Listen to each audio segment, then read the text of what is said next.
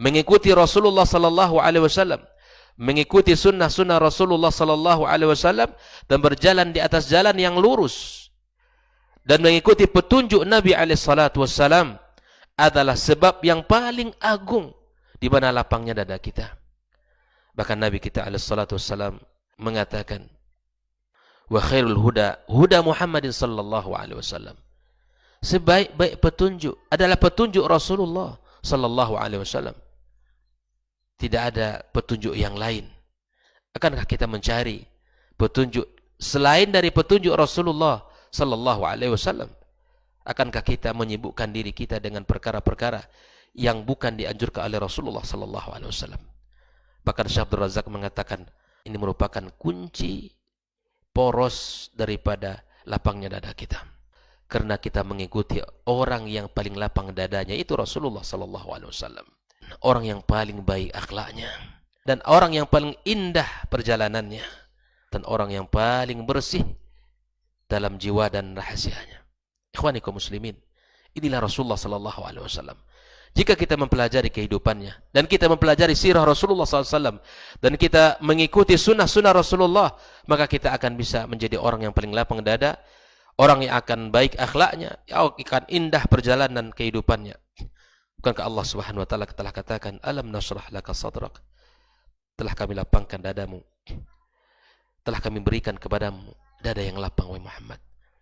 Rasulullah SAW dalam banyak mauqif, dalam banyak sejarah kita dapatkan bagaimana sejarah yang sangat sulit, perjalanan yang sangat pahit dalam medan dakwah, tapi kemudian dia menjadi orang yang paling lapang dadanya. Suatu ketika Aisyah pernah bertanya kepada Rasulullah tentang hari yang paling berat ditanyakan kepadanya. Setelah perang Uhud usai, Aisyah bertanya kepada Rasulullah, "Ya Rasulullah, adakah hari yang paling berat bagimu dari peristiwa Uhud ini?" Kita ketahui peristiwa Uhud, peristiwa yang sangat berat. Beliau terluka, para sahabat banyak yang meninggal, bahkan orang yang paling berdiri mensupport dakwah Rasulullah adalah paman beliau meninggal dunia di sana. Aisyah merasakan betapa beratnya diri Rasulullah, betapa beratnya perasaan ya Rasulullah sallallahu alaihi wasallam.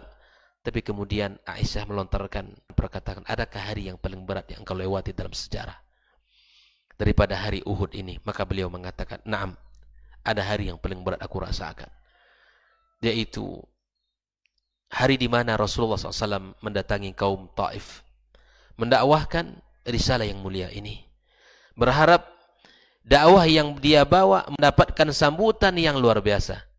Namun ternyata sambutan ini didapati dengan sambutan keras, dengan perlawanan yang sangat luar biasa. Maka Rasulullah SAW senantiasa mengingat, bahkan di antara bentuk bukti lapangnya dada Rasulullah SAW, ya, maka Allah mengutus malaikat kemudian mengatakan kepada Rasulullah, "Ya Muhammad, katakan apa yang kau inginkan, apa yang kau inginkan dari perlakuan mereka. Jika engkau inginkan, maka aku akan angkat bukit yang besar ini, aku akan hempaskan kepada mereka." Lihat jawaban Rasulullah SAW sebagai bukti bahwa beliau adalah orang yang lapang dada. Rasul hanya mengatakan, "Wallahi inni la arju ayakhrujallahu min aslabihim may ya'budullaha wa la yusyriku bi syai'a." Ya, aku minta hanya satu hal, agar Allah Subhanahu wa taala lahirkan dari generasi-generasi mereka nanti orang-orang yang hanya beribadah kepada Allah dan tidak mensyirikkannya dengan satu apapun. Kita merasakan bagaimana lapangnya dada Rasulullah sallallahu alaihi wasallam. Bagaimana beliau menyikapi, bagaimana dia mencontohkan itu kepada kita. Maka dengan mengikuti ittiba sunnatin Nabi sallallahu alaihi wasallam adalah sebab di mana jadinya lapang dada kita.